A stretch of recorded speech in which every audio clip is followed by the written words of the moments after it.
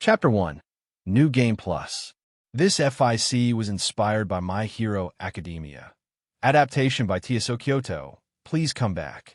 I plummeted through an endless abyss, my mind reeling as fragments of memory flashed by like shards of broken glass. The darkness pressed in, heavy and oppressive. I'd been here before, or somewhere like it. Death had a familiar stench. My lips curled into a sardonic grin. Figured. Make it to 17, survive monster attacks and rival clans, only to bite it anyway. What goddamn joke. Images flickered past, snapshots from a life cut short. My first kill at 12, the blood sticky on my hands. The elders' approving nods as I mastered techniques that should have been beyond me. I reached out, trying to grasp onto something solid, but my fingers passed through empty air. This void was starting to piss me off. If I was dead, couldn't I at least get some peace and quiet? A hint of movement caught my eye. Someone else was falling nearby. A boy, maybe my age, with a mop of green hair. He flailed wildly, panic clear on his freckled face. "Oi," I called out. "You new here too?" The kid's head snapped towards me, eyes wide. What? Who are you? Where are we? I snorted. Hell if I know. Name's Toshiro. You got a name? Or should I just call you Green? Izuku, he stammered. Izuku Midoriya. More memories swirled around us. I saw flashes of a kid's life. A loving mother, a school full of assholes, and a burning desire to be. A hero? The hell was that about? So what's your deal? I asked, gesturing at the fragments of his past. Looks like you had it pretty cushy. Izuku flinched. I just wanted to help people. To be a hero like All Might. But I'm quirkless, so everyone said it was impossible. I raised an eyebrow. The fuck's a quirk? Before he could answer, a pinprick of light appeared in the distance. North, if directions meant anything here. Without thinking, I reached for it. To my surprise, Izuku did the same. Our hands brushed, and suddenly we were falling faster, hurtling towards that distant glow. Izuku yelped in alarm, but I just grit my teeth. Whatever was coming, I'd face it head on. Don't piss yourself, kid, I growled. Looks like we're in for a ride. The light grew brighter, consuming everything. I braced myself for impact, but instead found myself standing on solid ground. We were in a featureless white expanse, stretching as far as the eye could see. Izuku stumbled, looking around wildly. What is this place? I shrugged. Limbo, maybe? Or we're both tripping balls. He turned to face me fully, and I got my first good look at him. Scrawny kid, with those big green eyes practically overflowing with emotion. His lower lip trembled slightly. Great. I was stuck in the afterlife with a crybaby. So, I said, crossing my arms, you gonna explain what the hell a quirk is, or do I have to guess? Izuku blinked.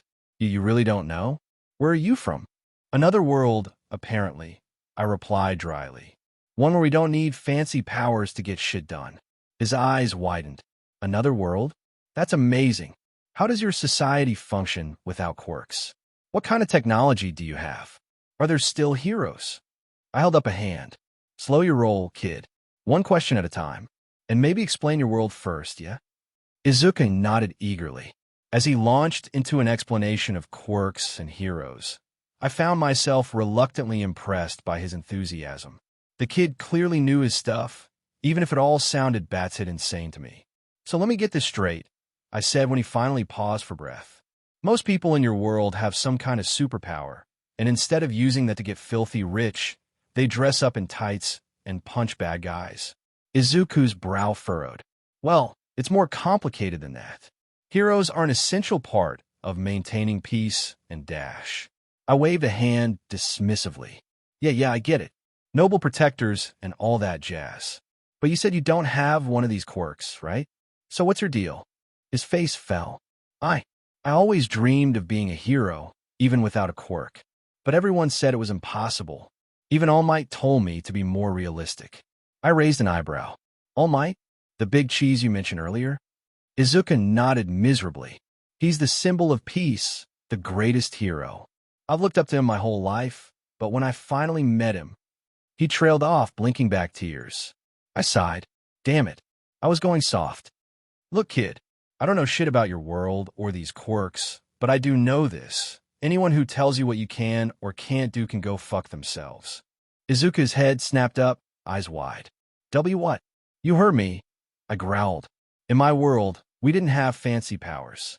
We had to fight tooth and nail for everything. And you know what? We did just fine. Better than fine. We kicked ass and took names. I jabbed a finger at his chest. So, if you want to be a hero, be a goddamn hero. Find a way to make it work. Use that big brain of yours to outsmart the muscleheads.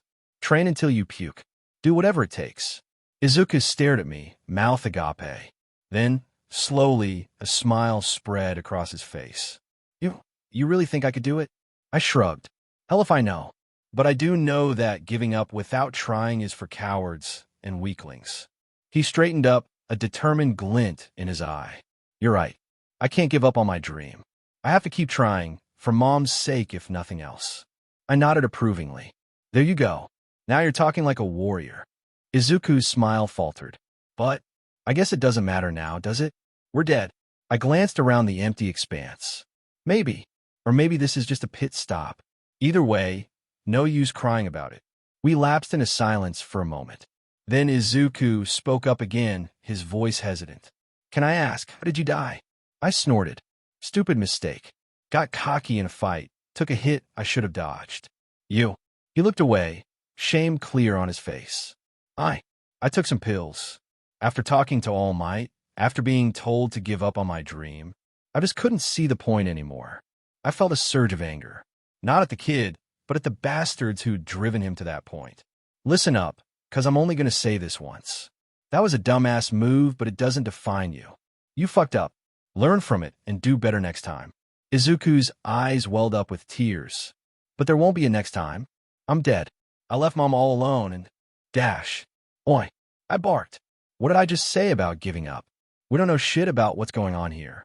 For all we know, we could wake up tomorrow back in the land of the living. He wiped his eyes. You really think so? I shrugged. Stranger things have happened. And if not, well, we'll figure something out. I didn't survive 17 years of constant warfare just to roll over and die in some cosmic waiting room. Izuku managed a watery chuckle. You're really different from anyone I've ever met, Toshiro. Yeah, well, different worlds and all that, I replied. Speaking of which, you never did explain how the hell your society functions with everyone running around with superpowers. His eyes lit up. Oh, well, it all started about 200 years ago when the first quirk manifested in a newborn baby in China. As Izuku launched into another enthusiastic explanation, I found myself actually listening. The kid had a way of making even the craziest shit sound interesting. And who knew? If we did end up back in the land of the living somehow, this info might come in handy. Time passed strangely in a void. We could have been talking for hours or days. Izuku told me about his world, about the rise of quirks and the hero society. In return, I shared stories of my own world, the constant battles, the monster hunts, the complex political maneuvering between clans. Wait, Izuku said at one point, his brow furrowed. You mentioned wives earlier. Plural. How does that work? I smirked. In my world, strong warriors often take multiple wives. Helps ensure strong bloodlines, you know? His face turned bright red. Oh, that's, different. I laughed. Relax, kid. I'm not judging your world's customs. Different strokes and all that. As we talked, I found myself growing oddly protective of the green-haired crybaby. He was soft, yeah, but there was a core of steel underneath all that nervousness. Kid had potential if he'd just learned to believe in himself. Eventually, our conversation circled back to our current predicament. So what do you think happens now? Izuku asked, glancing around the empty expanse. I shrugged. Hell if I know, but sitting around isn't going to accomplish anything. I say we pick a direction and start walking. He nodded hesitantly. I guess that makes sense. But which way? I pointed to our right. That way's as good as any. Let's move. We set off across the featureless plain. As we walked, Izuku peppered me with more questions about my world, my fighting style, anything he could think of. I answered as patiently as I could, though some of his more naive questions had me rolling my eyes. After what felt like hours of walking, a change finally appeared on the horizon. A door materialized in the distance, standing alone with no walls to support it. Well, I said dryly, that's not ominous at all. Izuku gulped. Should we go through it? I raised an eyebrow. You see any other options, Green? He shook his head. We approached the door cautiously. It was a simple wooden affair, unremarkable except for its presence in this blank void. I reached for the handle, then paused. Whatever's on the other side, you ready for it? Izuku took a deep breath, squaring his shoulders. I think so. And thank you, Toshiro, for everything.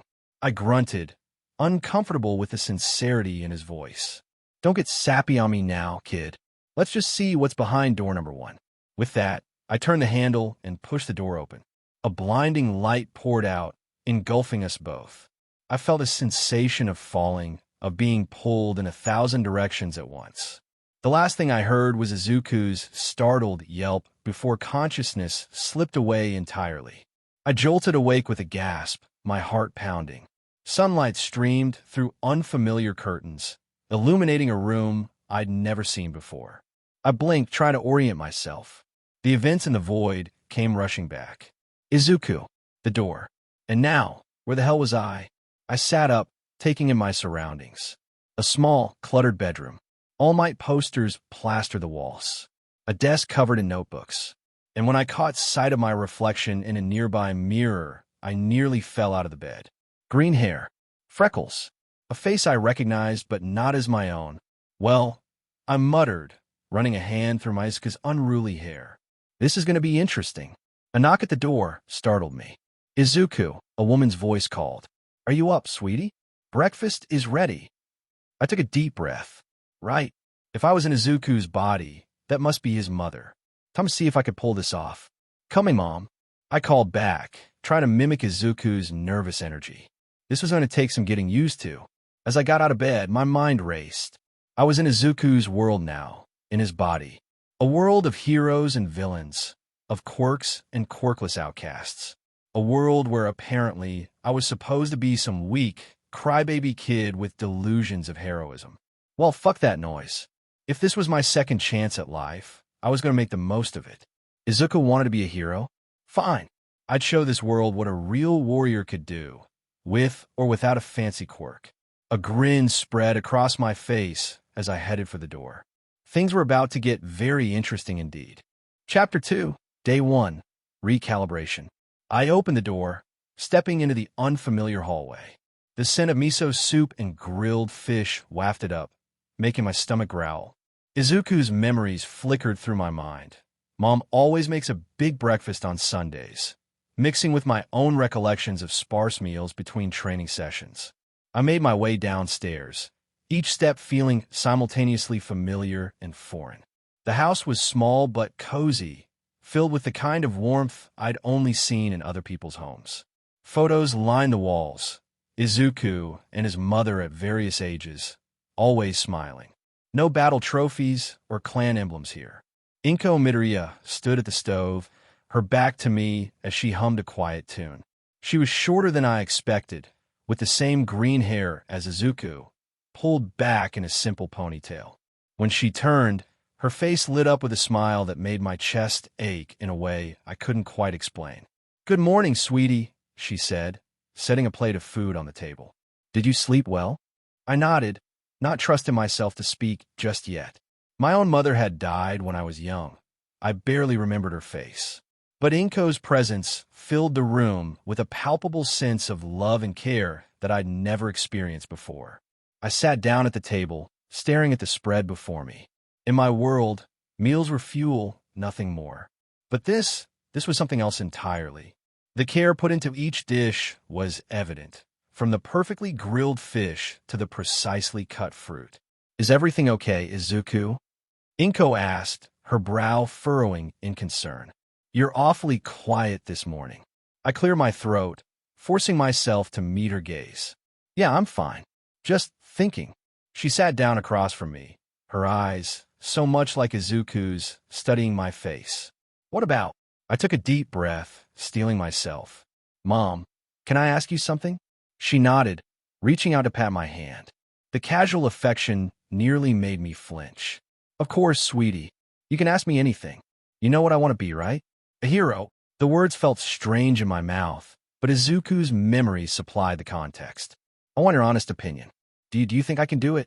Inko's eyes widened, a flicker of pain crossing her face before she composed herself. She was silent for a long moment, her fingers idly tracing patterns on the tablecloth. When she spoke, her voice was soft but steady. Izuku, She paused, taking a deep breath. I want you to be happy, more than anything in the world. And I know how much being a hero means to you. But I worry. You're quirkless, and the world can be so cruel. I don't want to see you hurt. I nodded, processing her words. It wasn't the answer Izuku had hoped for, but I could respect her honesty. But do you think I can do it? If I work hard enough? Inko's eyes glistened with unshed tears. Oh, Izuku, if anyone could find a way, it would be you. I wish it wasn't so dangerous. I reached out, awkwardly patting her hand. Physical comfort wasn't my strong suit, but it felt right. I understand. And thank you for being honest. She smiled, wiping her eyes. I'll always support you, Izuku, no matter what path you choose. I just want you to be careful, okay? I nodded, turning my attention to the food before it got cold. As I ate, I mulled over our conversation. Inko clearly loved Izuku deeply, but her fear for his safety was holding them both back. If I was going to make this work, if I was going to turn Izuku's dream into a reality, I need to prove to her that I could handle myself. Hey, Mom, I said between bites. I was thinking about starting a new training regimen, to get in better shape. Inko looked up, surprise evident on her face. Oh, that's good, Izuku. Just don't push yourself too hard. Okay. I nodded, already planning out a schedule in my head. Basic strength training to start, then moving on to more advanced techniques. I need to find a place to practice without drawing attention. Maybe that beach Izuku's memory supplied, the one covered in trash. It'd be perfect. Don't worry, I said, offering what I hoped was a reassuring smile. I'll be careful. After breakfast, I retreated to Izuku's room, ostensibly to study. I closed the door to Izuku's room behind me and paused. The morning light streamed through the window, illuminating what could only be described as a shrine to All Might. Posters plastered every available wall space, action shots, promotional images, even rare vintage prints. Figurines lined multiple shelves, arranged in chronological order from All Might's early career to his current costume. Well, shit. The words slipped out before I could stop them. I walked over to the desk, running my fingers over a limited edition Silver Age figure still in its original packaging. The level of preservation was impressive. Clearly, Izuku took his collection seriously. A notebook lay open beside it, pages filled with detailed analysis of hero quirks and fighting techniques. The handwriting was neat but dense, cramped together as if trying to fit as much information as possible onto each page. Hero Analysis for the Future, Volume 13. I read aloud, picking up the notebook. Flipping through the pages revealed intricate diagrams, combat scenarios, and theoretical applications of various quirks.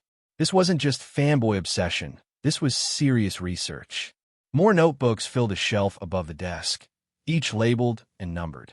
I pulled out Volume 1, noting the childish handwriting and simple drawings.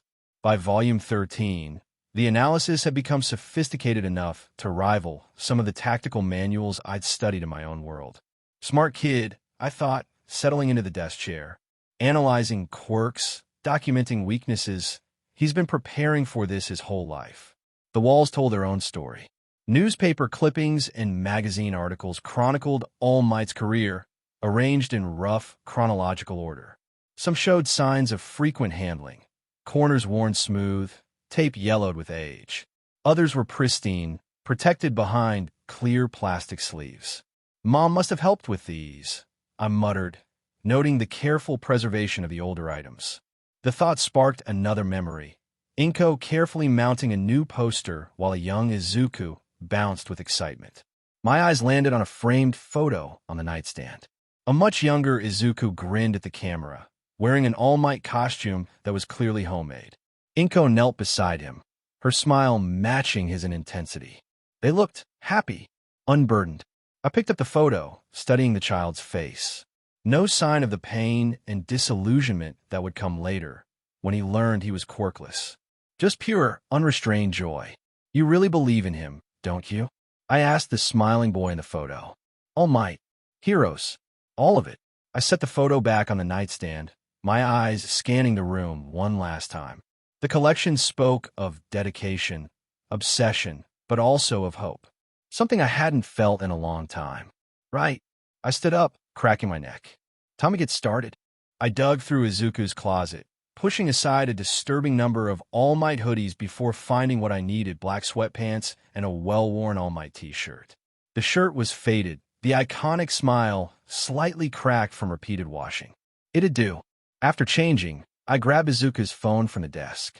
The passcode came naturally, All Might's debut date. Of course. I opened the camera app, propping the phone against a stack of notebooks.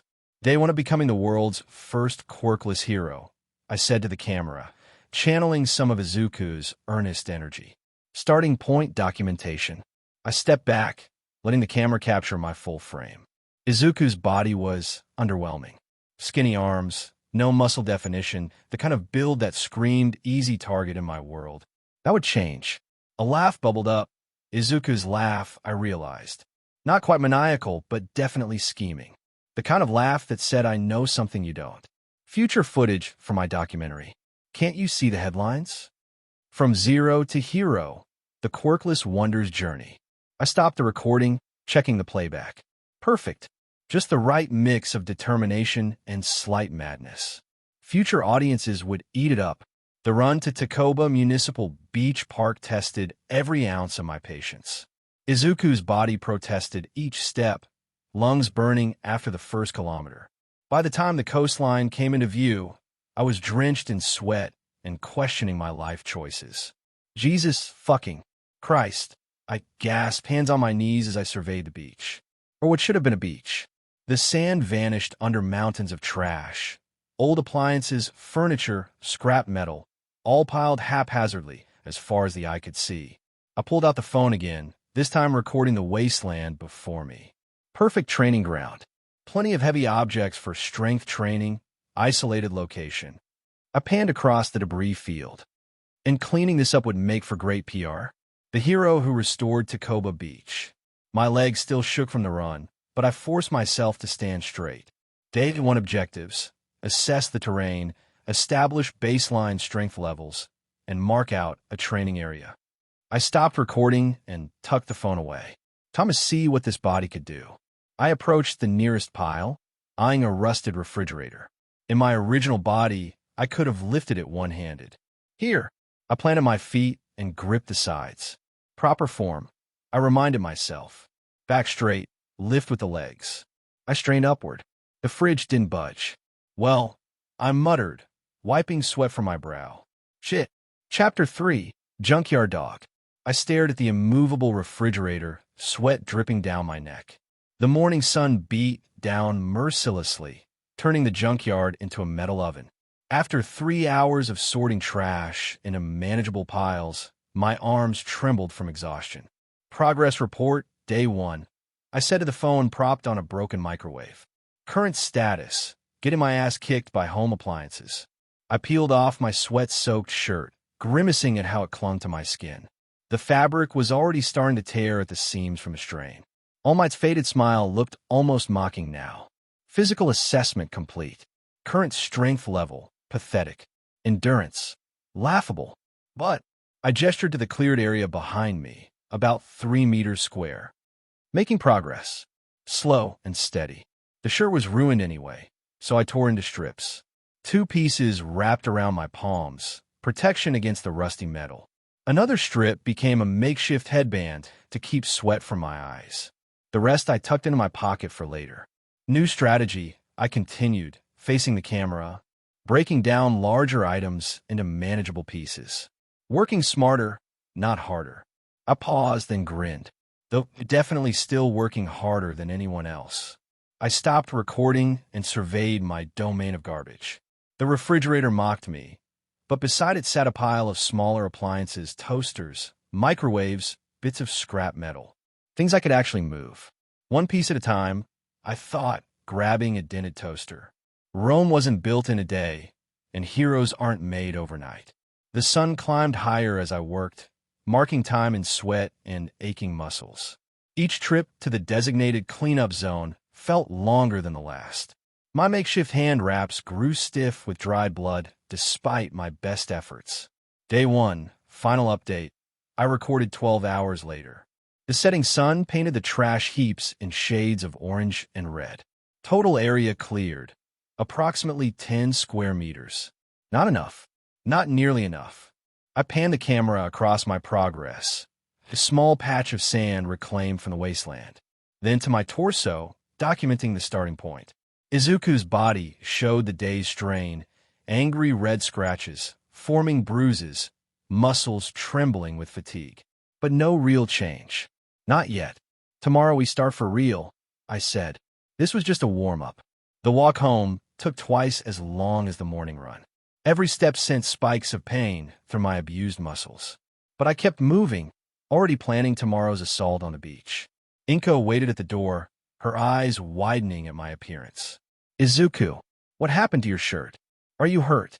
Training, I said, attempting a reassuring smile. Nothing serious. Just got a little carried away. She reached out, fingers hovering over a particularly nasty scratch on my shoulder. This looks serious. Let me get the first aid kit dash. Mom, I caught her hand gently. I'm okay. Really, this is nothing compared to what heroes deal with. Her face fell slightly. That's what worries me. I squeeze her hand before letting go. I know, but I need to do this. Trust me. She studied my face for a long moment, then sighed. At least let me clean those cuts. And you're taking a hot bath before dinner. Yes, ma'am. I followed her inside, muscles screaming in protest. I sank into the steaming bath, a groan escaping my lips as the hot water enveloped my aching muscles. The bathroom mirror had already fogged up, obscuring my earlier glimpse of Izuku's battered body. Purple bruises bloomed across his shoulders, joining the constellation of scratches and cuts Inko had carefully cleaned and bandaged. 20 minutes, okay. Inko's voice carried through the door. Then dinner. Got it. I called back, letting my head rest against the edge of the tub. The water's heat seeped in my bones, and I found my thoughts drifting.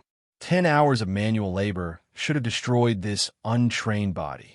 Back home, I'd seen fresh recruits collapse from less. Yet here I was, battered but functional.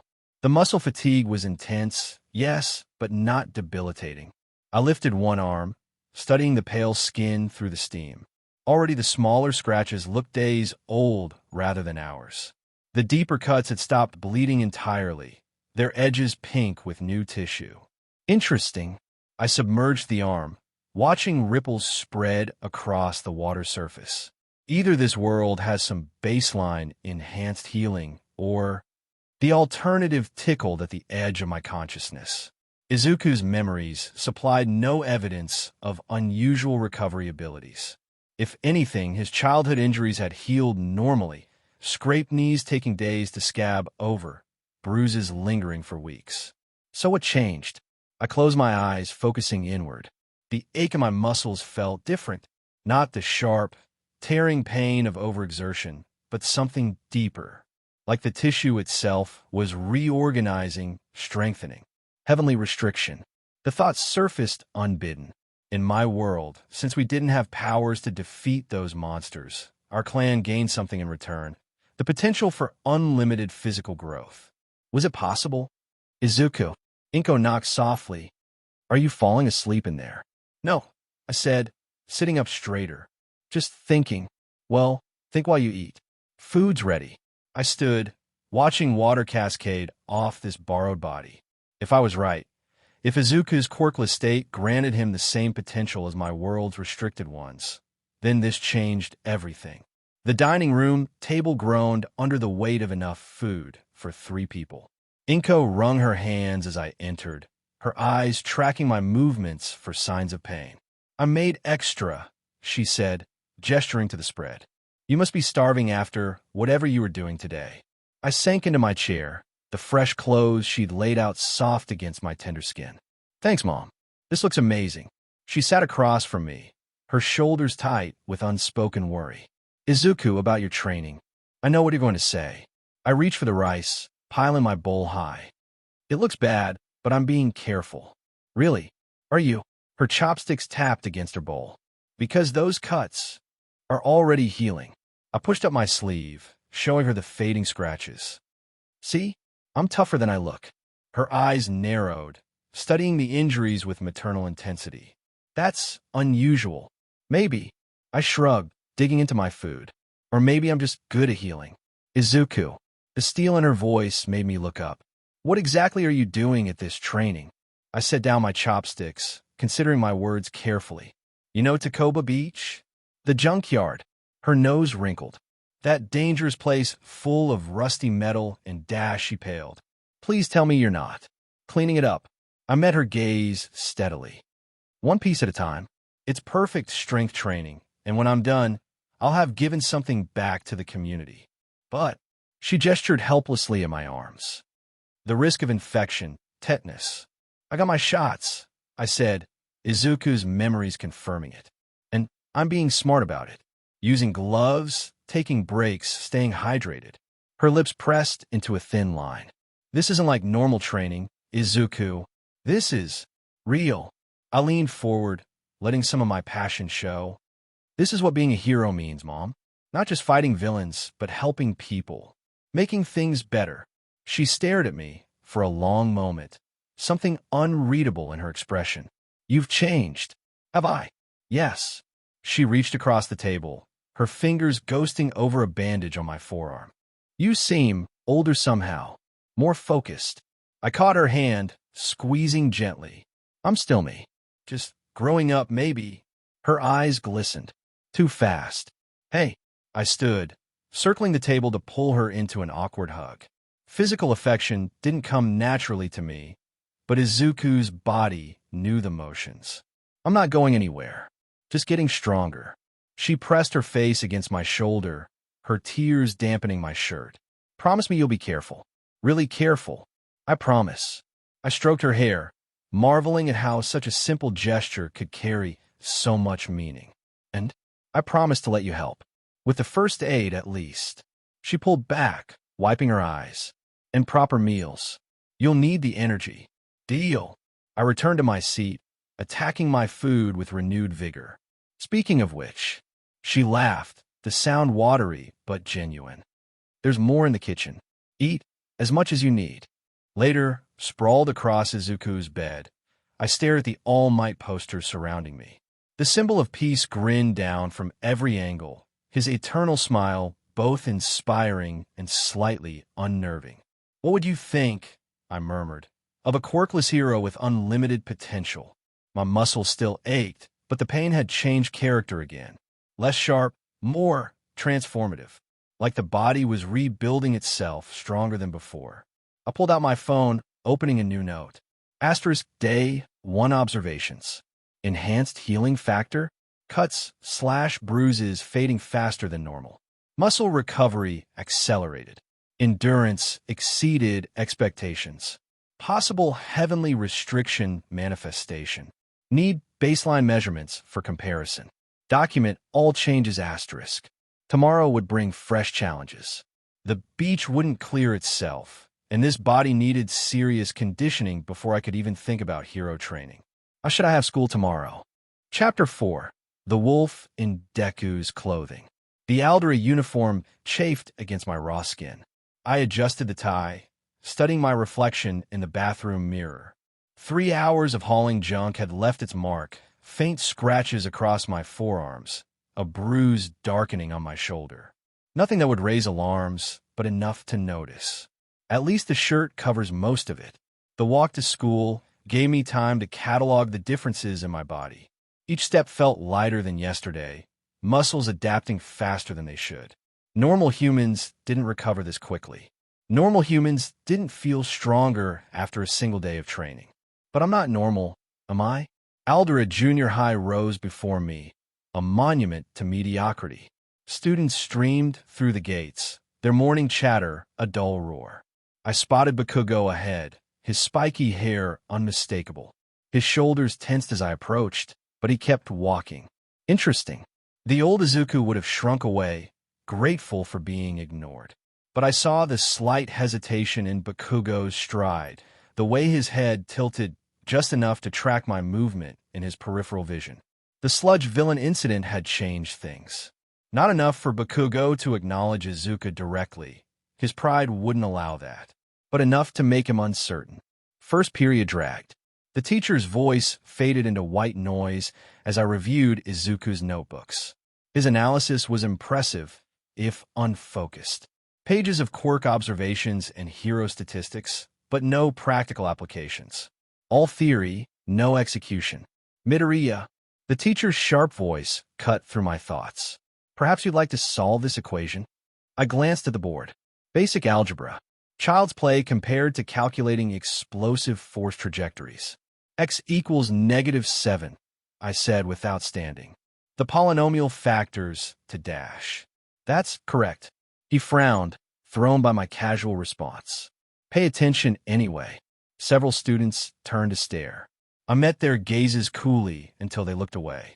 Even this small act of defiance felt foreign in Izuku's body. His memories suggested a pattern of shrinking, apologizing, making himself small. Not anymore. History class proved more interesting. This world's development had diverged significantly after quirks appeared. Power dynamics, social structures, even basic technology evolved differently when a percentage of the population gained supernatural abilities. I took actual notes this time, comparing the timeline to my own world's history. The emergence of quirks had fractured society in ways my universe never experienced. Yet somehow they'd rebuilt, adapted, created an entire hero system to channel and control these powers. Fascinating. Inefficient, but fascinating. Lunch couldn't come soon enough. I claimed a spot on the roof, away from the crowds. The morning's workout had left me ravenous. Inko had packed enough food for 3 people. Bless her. Well, if it isn't little Deku. I didn't look up from my lunch.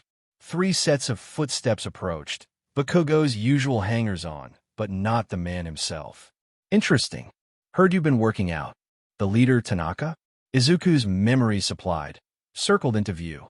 Trying to be a hero again? I took another bite of rice. The food here was better than my world. I'd give him that. Hey, Tanaka slammed his hands on the wall beside me. I'm talking to you, Deka. I chewed slowly, deliberately. Let them stew in my silence. Think you're tough now. The second boy, couldn't remember his name, stepped closer. Just because you got lucky with that sludge villain? For more bites. Then I can justify punching someone. Maybe he needs a reminder. Tanaka reached for my lunch. Quirkless losers should know their dash. My chopsticks snapped between my fingers. Just cheap wood, but the sound cut through their posturing. I'm eating, I said quietly. Leave. They exchanged glances, thrown by the steel in my voice. This wasn't the meek Deku they expected. Or what? Tanaka's quirk manifested, hardened fingernails extending into claws. You'll cry to the teachers? 3 bites left. Almost there. Bet he thinks he's special now. The third boy sneered. Probably jerks off thinking about being All Might's sidekick. 2 bites. Nah. Tanaka leaned closer, his breath hot on my neck. He's probably too busy crying about his whore, M.O. dash. The chopsticks crumbled to dust in my grip. I moved. No warning, no posturing, no drawn-out exchange of threats. Just a simple pivot and strike, my fist connecting with Tanaka's jaw in a textbook right hook. The crack echoed across the roof. Tanaka sprawled backward, blood spraying from his split lip. His friends froze, eyes wide with shock. I stood slowly, brushing rice from my uniform. Tanaka lay groaning, his quirk deactivated. 1 hit. That's all it had taken to shatter his fragile bravado. My mother, I said softly, is none of your concern. The other 2 backed away, helping Tanaka to his feet. His eyes rolled unfocused, jaw already swelling. Probably concussed. Good.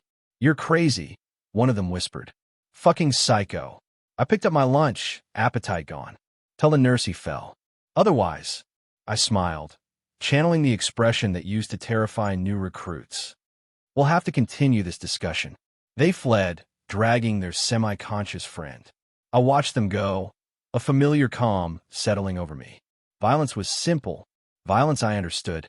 But this isn't my world, a voice whispered. These aren't soldiers or monsters. They're children. I examined my knuckles. No blood, no bruising. Just like the training injuries, my body adapted instantly to the trauma of impact. Another data point supporting my theory. The bell rang, signaling the end of lunch.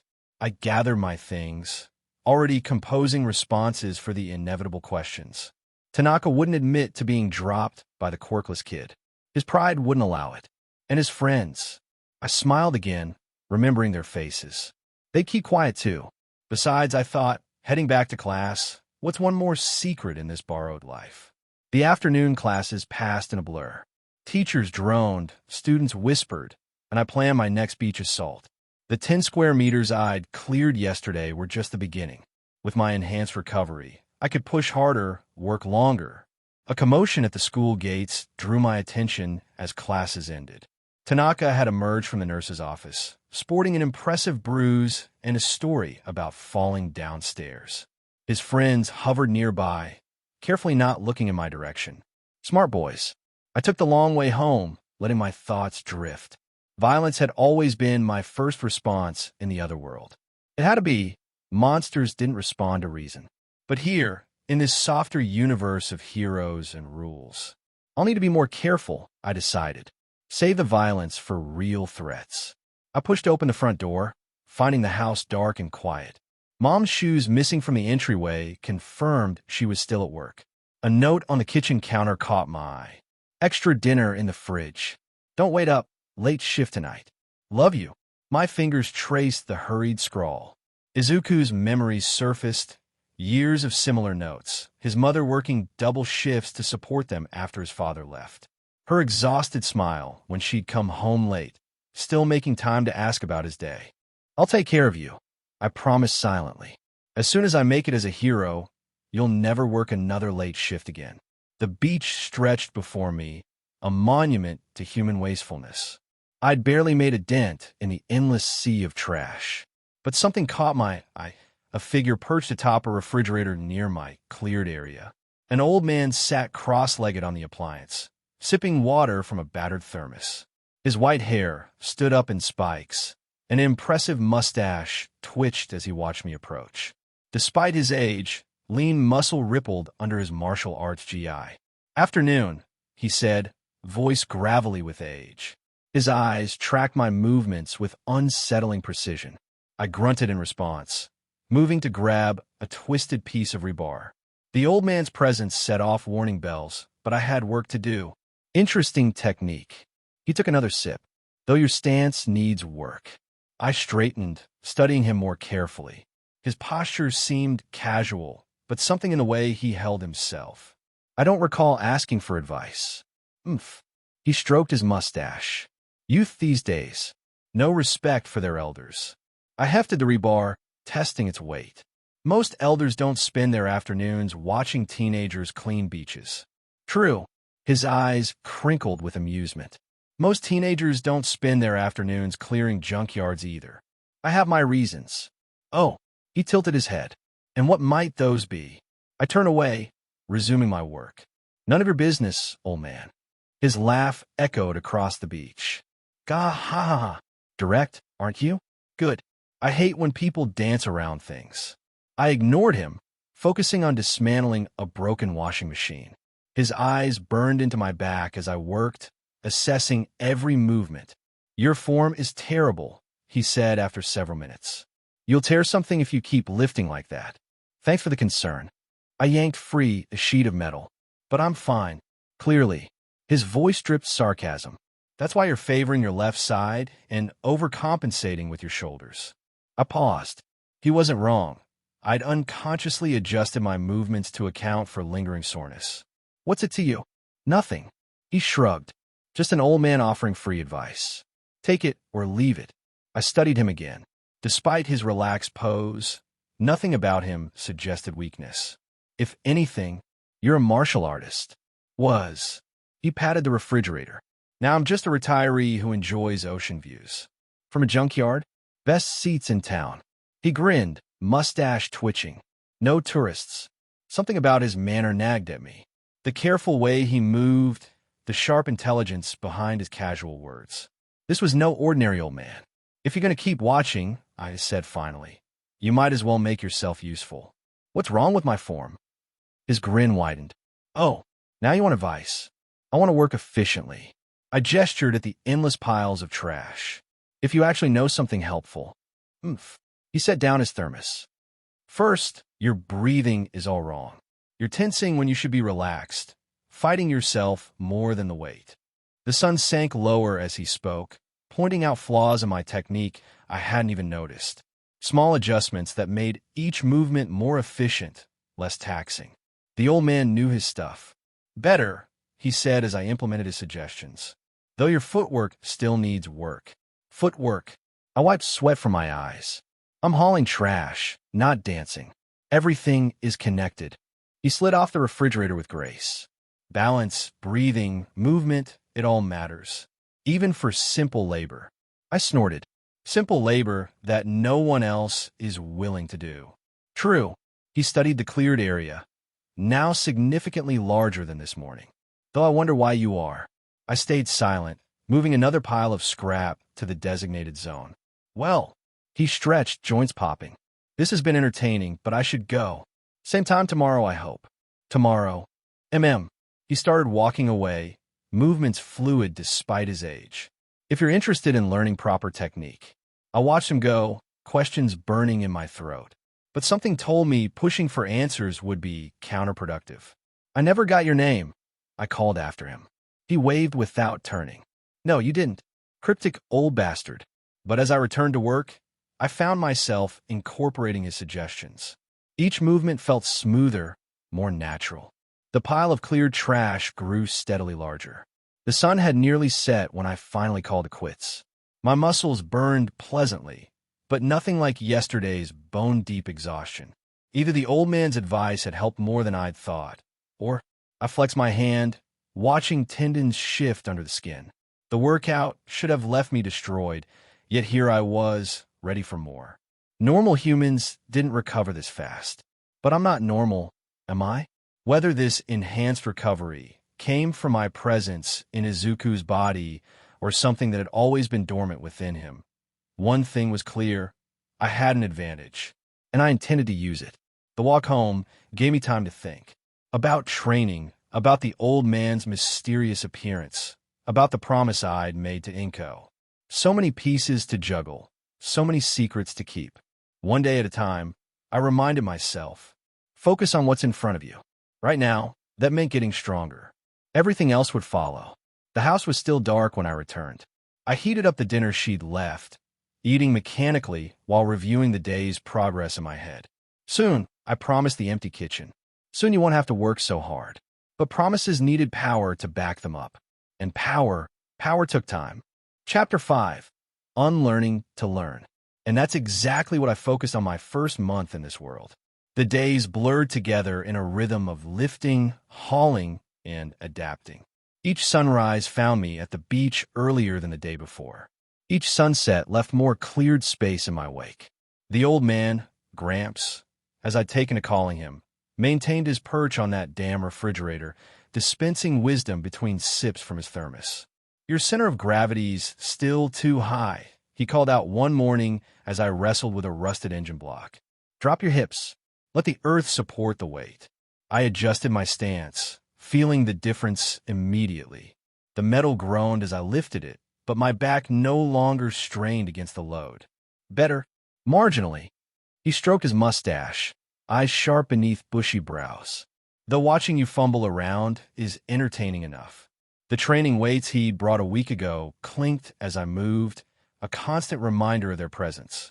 20 kilos distributed across my limbs and torso, worn day and night. They'd seemed laughable at first, until Gramps demonstrated their purpose by moving faster than my eyes could track while wearing twice as much. Keep a video log, he'd suggested after that display. Document your progress. You want to see how far you've come later. I already was. Every evening, I prop up my phone and record my thoughts while sorting through the day's haul. Day 8, I narrated to the camera. Cleared another section near the waterline. Body's adapting faster than expected. Bruises from yesterday already faded. Don't forget to mention your excellent teacher. Gramps shouted from off-screen. I rolled my eyes, and the old man's still here. Apparently, he lives on that refrigerator now. Respect your elders, brat. The camera captured our banter, preserving moments I hadn't realized would matter. Like the day Gramps arranged for industrial garbage trucks to park near our work zone, solving the disposal issue that had been slowing progress. Day 15. 6% of the beach cleared so far. The trucks help, but there's still so much to move. I flex my fingers before the lens. Calluses forming nicely, though. Grip strength's improving. The physical changes became more noticeable as weeks passed. My shoulders broadened, arms thickened with lean muscle. School uniforms grew tight across the chest, pants riding high above my ankles. But the mental shifts proved more intriguing. The line between Izuku's memories and my own began to blur. His knowledge of heroes merged with my combat experience. His analytical mind complemented my tactical training. Two sets of instincts melding into something new. Day 23, I told the camera. Had to buy new shoes. Old ones split at the seams during this morning's run. Gramps wandered in a frame, settling cross-legged beside me. Tell them about the refrigerator stack. You mean the one you made me rebuild 6 times? For proper form. He grinned at the camera. The boy's learning. Slowly, the old man's presence had become a constant, his gruff wisdom shaping more than just my training. He never asked about my past, never questioned why a teenager would spend every free hour hauling trash. Just watched, advised, and occasionally demonstrated techniques that defied physics. Day 30. Nearly finished the north section.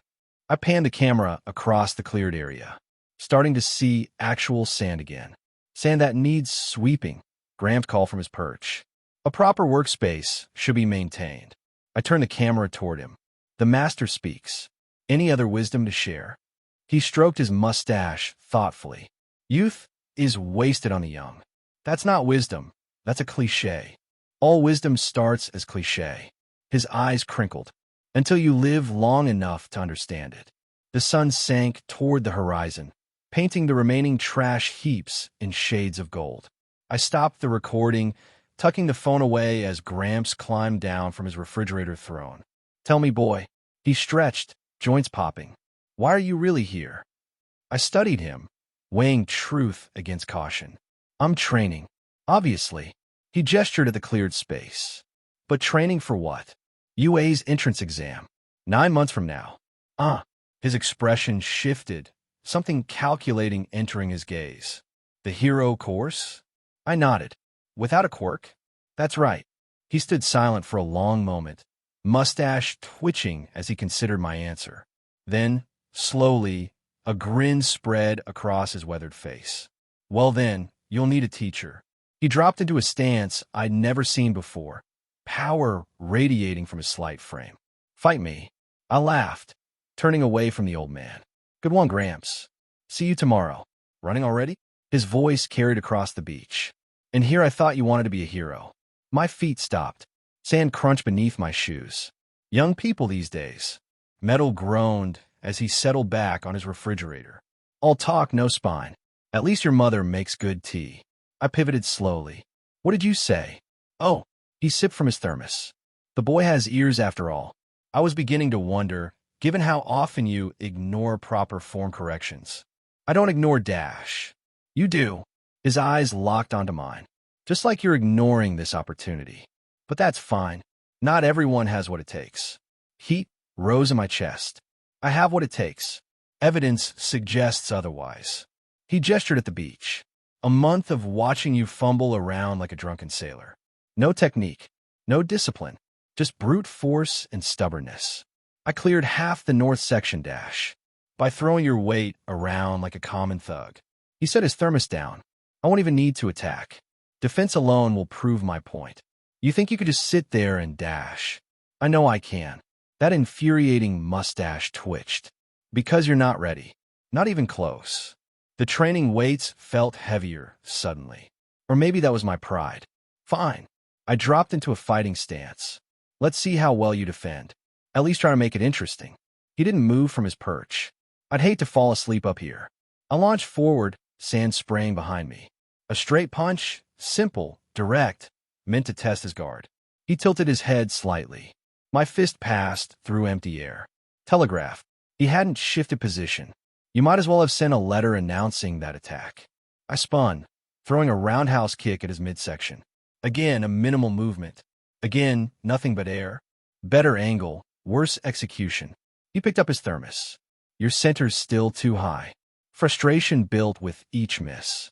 Hook, cross, uppercut. Combinations that had one fight to my old world meant nothing but space. The old man sipped his tea, offering critique between dodges. Foot placement's sloppy. Watch your elbow. Are you aiming for me or the ocean? My strikes grew faster, harder. The training weights sang as I moved, but they couldn't match the fluid grace of his evasions. He read my attacks like a children's book, always a step ahead. Interesting. His tone shifted. Those aren't hero moves. I threw another combination. Throat, temple, solar plexus. Vital points that would end a fight permanently.